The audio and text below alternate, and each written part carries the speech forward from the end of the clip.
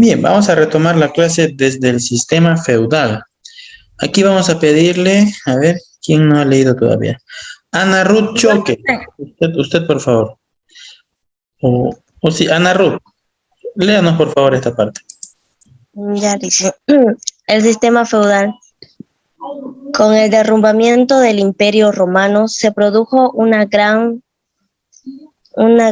vertebración de la actividad económica. El concepto de imperio protector con fronteras bien definidas se vino abajo y los campesinos, principales generadores de riqueza, se mudaron al castillo más cercano para protegerse de las hordas de invasores y saqueadores. Bien, muchas gracias. Aquí nos estaba mencionando cómo se originó el sistema feudal, ¿no? Cuando los imperios llegaron a su final, es decir, cuando cayeron los imperios, mucha gente se sintió desprotegida, ¿no? Con miedo a aquellos saqueadores de reinos. Entonces, esa clase media, que eran los productores en sí de riqueza, que son los campesinos, tuvieron que irse a vivir al castillo o cerca del castillo, y a cambio de eso trabajaban aún para esas personas, ¿no? Para las personas que podemos decir que en ese entonces se conocía como la nobleza. Entonces era un intercambio. Yo te doy protección, tú trabajas para mí. Bien. Así es como empieza el sistema feudal. Ya no son esclavos, ya, pero todavía trabajan a nombre de otra persona, ¿no? Un terrateniente, un noble, alguien de esa época. Ya, ahora, ¿quién quería leer? Alguien dijo yo hace rato. Yo, licenciado Juliana Guzmán. Bien, Juliana, por favor, léanos esta parte. Él protegía a un número determinado de vasallos que trabajaban las tierras a cambio de la protección. Les entregaban una cantidad anual de su cosecha al Señor y a la iglesia. Esto era lo que se conocía como diezmo, por equivaler a una décima parte de la cosecha. Durante esta época, el comercio se reducía a ciertas ferias de carácter anual, donde se comproban y vendían artículos artesanales. Ya, muchas gracias. Entonces, como lo mencionamos, era un intercambio, ¿no? El dueño, el amo, se llamaba señor feudal y el campesino era denominado el vasallo. Señor y vasallo. Entonces, el vasallo trabajaba en las tierras del señor feudal a cambio de un pago que se le hacía de forma anual, ¿no? Y como era de suponerse en este tiempo la iglesia tenía un gran poder en las decisiones políticas aún, ¿no? Actualmente se lo está intentando hacer a un lado a la iglesia, ¿no? Pero la iglesia aún intenta meterse en la política.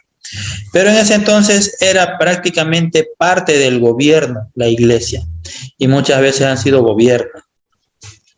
Entonces, lo que trabajaba el vasallo se lo daba en parte al señor y un 10% a la iglesia, a cambio de que este señor primero le daba protección y luego le permitía trabajar su tierra, ¿no? Obviamente. Ya en esta pequeña imagen se puede resumir, ¿no? El señor le daba protección militar, defensa judicial, un sustento ya al vasallo. El vasallo de igual manera ofrecía ayuda militar, ¿no? Es decir, algunos vasallos conformaban obviamente los más fuertes, los más grandes de los vasallos, también ayudaban a proteger el territorio, ¿ya? Y le daban ayuda económica al dueño, ¿no? Muy bien. Bien, ahora esto, a ver, ¿quién quiere leer? ¿Voluntario?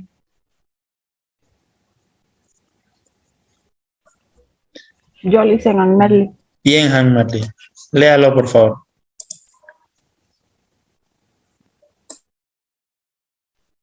A finales de la época feudal comenzó a surgir una nueva forma de producción de riqueza, diferente a todo lo conocido hasta entonces: agricultura, ganadería, pesca y conquista, y basada en la aportación de un cierto valor añadido a las mercancías. Hablamos del gremio de artesanos, precursores de las fábricas. En esta etapa, los ricos debían burlar su condición de privilegio mediante la entrega de limosna, caridad, y el cobro de interés se consideraba una blasfemia. Bien, muchas gracias. Entonces, ya aquí está hablando de a finales de la época feudal, ¿no? Cuando ya estaba por finalizar la época, apareció un nuevo mecanismo de intercambio de productos, ¿no? Un nuevo mecanismo de comercio que se llamaba, ¿dónde está? Los artesanos, ¿ya? ¿Quiénes eran los artesanos? Aquellos que con el trabajo de sus manos y algunas otras herramientas le daban un valor agregado a las cosas, ¿ya? Aquí en la época feudal es donde empieza a tejerse el concepto de valor agregado. Es algo que hoy en las empresas es realmente muy importante, ¿no? El valor agregado. Pero aquí en la época feudal empieza a tejerse el concepto. ¿Qué trata el valor agregado? En resumen, es tomar materia prima, darle un cierto trabajo, es decir, aplicarle fuerza laboral o aplicarle algún mecanismo, técnica de trabajo, y venderlo más caro. En este tiempo, los artesanos ya empezaron a hacer lo que hoy conocemos como la manilla, la pulsera, los collares, que en sí, obviamente su precio era más alto que el precio de la materia prima, ¿no? A eso es lo que se conoce como valor agregado, ¿no? A esa plusvalía que se le da al trabajo final, debido a que tiene un mejor aspecto, un mejor acabado, ¿no? Bien. Está bien. Dice, en esta época los ricos debían purgar su condición de privilegio mediante la entrega de la limosna.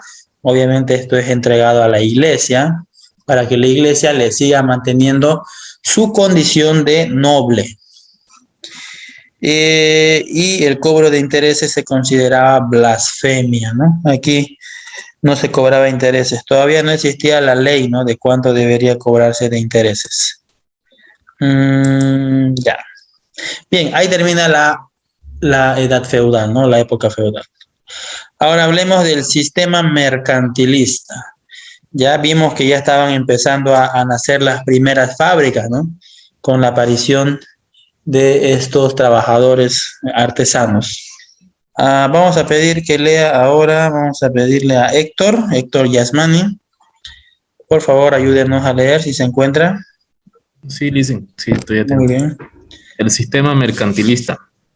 Conforme los tiempos avanzaron y las hordas invasoras redujeron su flujo, las ciudades comenzaron a crecer fuera de las murallas y comenzó la difusión de la moneda, la letra de cambio y los pagaré. Con ello, el ser rico no estaba mal visto, ya que sin el trabajo dignifica la riqueza como producto del trabajo. Era igualmente digna. De los campesinos, la nobleza y el clero, la burguesía aupada por el comercio.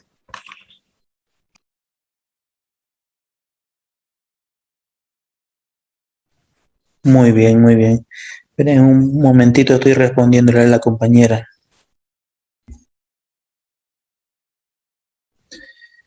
Que su compañera quiere ingresar al link de las 7:30.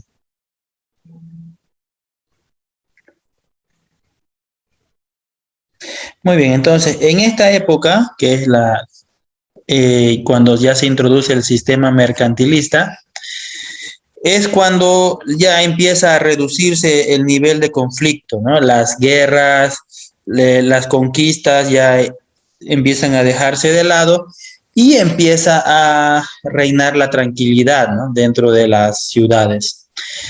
Es lo que se conoce como el sistema, bueno, la época mercantilista. Cuando esto ocurre, las ciudades, ya como ya no hay quien le robe sus productos, ¿no? En medio del camino, empiezan a hacer comercio uno con otro. Ya pueden mandar tranquilamente su mercadería de una ciudad a otra. Entonces, ¿qué cambio hay aquí? Por ejemplo, ya empieza a haber la aparición de la moneda, ¿no? ¿Se acuerdan la anterior clase cuando dijimos que la moneda era importante? Cuando se trataba de realizar comercio entre personas de diferentes lugares, ¿ya? Y necesitaban intercambiar sus cosas por un objeto que tenga valor en todos lados. Ya hemos dicho, y por eso se utilizó la moneda, ¿no? La moneda era ya reconocida en cualquier ciudad, en cualquier parte de un reino, obviamente, ¿no? De algo que esté dentro de una región. Entonces aquí en la gráfica vemos monedas, ¿no? Aún con la imagen del César, por ejemplo. Si tenía la imagen del César, entonces era una moneda válida para todo el reino, algo así, o para toda la zona que era próxima a ellos, ¿no? Entonces, aquí, por ejemplo, esto han utilizado los escoceses, y ustedes ven aquí abajo esta monedita, ¿no? Aunque esta es una libra, esta es actual. Bien, entonces, ¿qué cambios hay? Vean, los sistemas mercantilistas, como vimos en la primera lámina, tienen mucho que ver con la filosofía de la época. En esta época, ¿por qué se empezó a ver un boom del comercio? Porque las personas ya no satanizaban a aquellas personas que tenían mucho dinero. Es decir, esas personas ya no eran mal vistas, sino que en la época mercantilista ya decían, bueno, si él trabaja y es buen trabajador y se raja el lomo trabajando, pues es lógico que tenga dinero, ¿no? Entonces, su dinero ya era digno para esa época, ¿no? Para la filosofía de esa época, porque antes de eso solamente podían ser ricos ciertas personas que eran considerados nobles y los hijos de los nobles tenían que seguir siendo ricos. Un campesino no podía ser rico, ya porque no era noble y la iglesia no se lo permitía. ¿Ya? Y los nobles tenían que pagar a la iglesia para que la iglesia diga, sí, él es noble, él tiene lujos, él tiene privilegios, ¿no? Entonces, vean, esto concuerda con lo que vimos en el principio. Cambia la filosofía de la gente, ¿ya? Es decir, ya puede ser que se cansen de una filosofía y quieran una nueva, o simplemente la gente evoluciona, ¿no? Cambió la filosofía y ya ahora el trabajador que con su esfuerzo acumula dinero es considerado rico y no es visto de mala manera, ¿no? No es visto como un maleante, un ladrón que le robó a un noble. Entonces, aquí surge una nueva clase social, dice. Los campesinos, la nobleza y el clero. ¿Ya? La burguesía aupaba por el comercio. Eso no importa. Bien, vamos a ir a la siguiente parte. Esto le vamos a pedir, a ver que nos los lea. ¿Quién no leyó hasta ahorita? René Valderrama.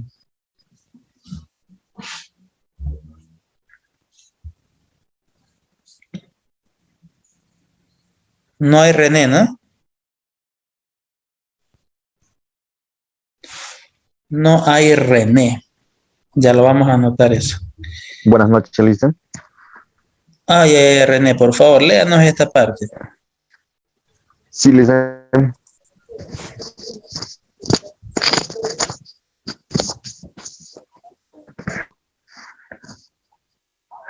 Hola. Sí, ya puede leerlo. Ok, Lisa. Con todas estas cambios, el cobro de interés deja de ser un tabú. Ok.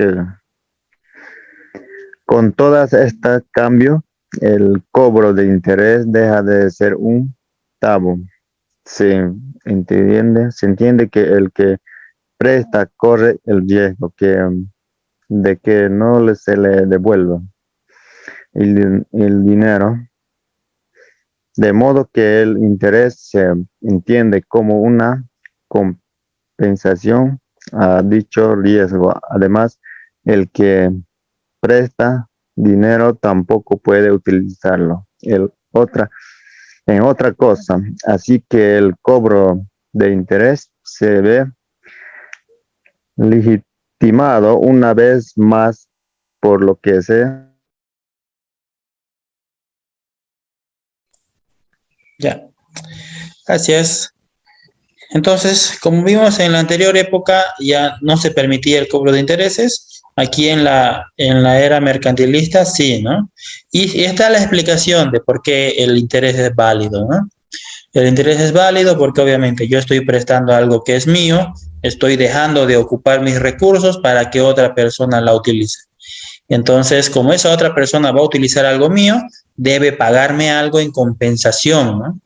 También porque hay un riesgo de que esa persona, esa o muchas otras personas a las que yo preste, no me pague al final, algo pase, esa persona se muera, ¿no? Entonces, riesgos existen, no siempre riesgos malintencionados, ¿no? No porque sea mala persona no me pague, sino que puede sufrir un accidente, puede morir, puede o ser raptado, no sé. Muchas razones por las cuales se legitimizaba el cobro de intereses. Muy bien. Ahora vamos a ir a esta cuarta era. Es la etapa contemporánea, ¿no? ¿Qué significa contemporáneo? Es lo actual, es la era que estamos viviendo. El sistema que predomina en el mundo en la actualidad está dividido en dos partes. Una parte que apoya el capitalismo y otra parte que apoya el comunismo. Aunque aquí el comunismo está mal dicho, ¿no? Porque también el comunismo es algo extremo. El socialismo es algo más real, algo que se ve en gran parte de los países. Vamos a pedirle, a ver quién nos va a leer ahora. Rosy. ¿Nos escucha, Rosy? Sí, buenas noches. Muy bien, Rosy, por favor, léanos esta parte. Bueno, fábrica, sindicato, producción en cadena, partes intercambiables, Internet. Con la llegada del capitalismo, la riqueza dejó de ser un medio para acercarse a Dios y se convirtió en un fin en sí mismo. Enriquecerse era la meta de la versión económica de la evolución de Darwin. Los más listos eran los que se enriquecían. El capitalismo se basó en sus inicios en la falsa creencia de que las materias primas eran ilimitadas. La falsedad de esta premisa se puso de manifiesto con la crisis del petróleo de 1973. Lógicamente, las materias primas parecían ilimitadas cuando en la Tierra tenía 100 millones de habitantes, pero con más de 6.000 la cosa cambiaba. Muy bien, muchas gracias. Bien, entonces, el sistema capitalista es un sistema que obviamente trata de riquezas, ¿ya? De capital. El que tenía el capital tenía la oportunidad de ser rico. Bien, aquí la compañera nos mencionaba un punto importante. El capitalismo en sus inicios tenía la premisa de que la materia prima, es decir, los recursos naturales, eran ilimitados, es decir, que no tenían un fin. Es por eso que el capitalismo, en un principio, pregonaba que todo debería explotarse, ¿ya? Al máximo. El capitalismo pregonaba que debería sacársele el jugo a todo, al máximo posible. los recursos naturales, los ríos, los bosques, el petróleo, las minerías, ¿entienden? Todos los recursos o las materias primas con el que contaba el universo, o para no el universo, estoy hablando de otra cosa, la Tierra o el planeta deberían ser explotados al máximo. Eso es lo que pregonaban, ¿ya? Con el fin de que ellos se vuelvan más ricos, obviamente. Entonces, obviamente, cuando había poca población, pareciese que los recursos eran ilimitados, ¿no? Pero cuando la población ya fue creciendo, obviamente hubo el ingreso de los automóviles, de las máquinas que consumían combustible. Entonces, ahí nos da el ejemplo de la crisis del petróleo. El petróleo tal vez abastecía y de gran manera cuando tal vez solo había uno que otro auto de los antiguitos y unos barcos que trabajaban con petróleo, ¿no? Pero cuando ya se dio el boom, cuando ya hubo la revolución industrial, las maquinarias empezaron a salir, los motores a combustible, a combustión, ¿no? Empezaron a expandirse, los vehículos se fabricaron y el planeta Tierra necesitó una gran cantidad de petróleo y sus derivados, como son la gasolina y el diésel. Entonces ahí recién se dieron cuenta que los recursos no son ilimitados, ¿no? No habían sido tan ilimitados como nosotros habíamos creído. Entonces ahí ya se dieron cuenta de que sí deberían administrar bien sus recursos, obviamente no dejando de lado su premisa, ¿no? Que es el de enriquecerse lo más que puedan, pero ahora con los recursos limitados, cuidando siempre preservar que no llegue a haber una escasez. Bien, ¿qué más tenemos por acá? Vamos a pedirle a quien, a ver, ¿quién no ha leído hasta ahora? Rolly. ¿Está Rolly? Buenas noches, Licen. Buenas noches, por favor, léanos esta, que creo que es la última lámina. Por otra parte, como buena utopía, ¿no? El comunismo funcionaba bien sobre el papel, pero fallaba en uno de sus pilares básicos.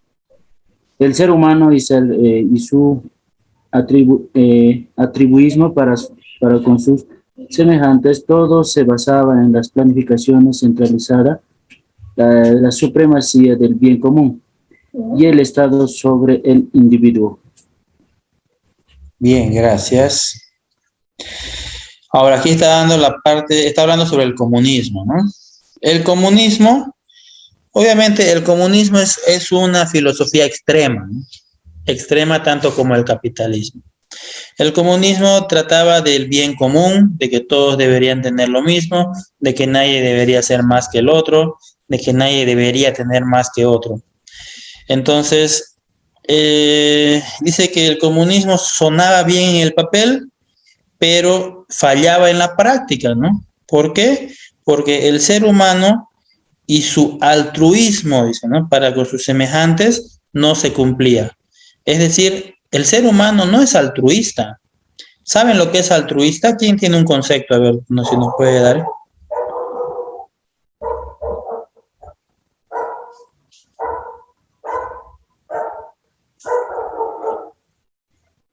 Ya.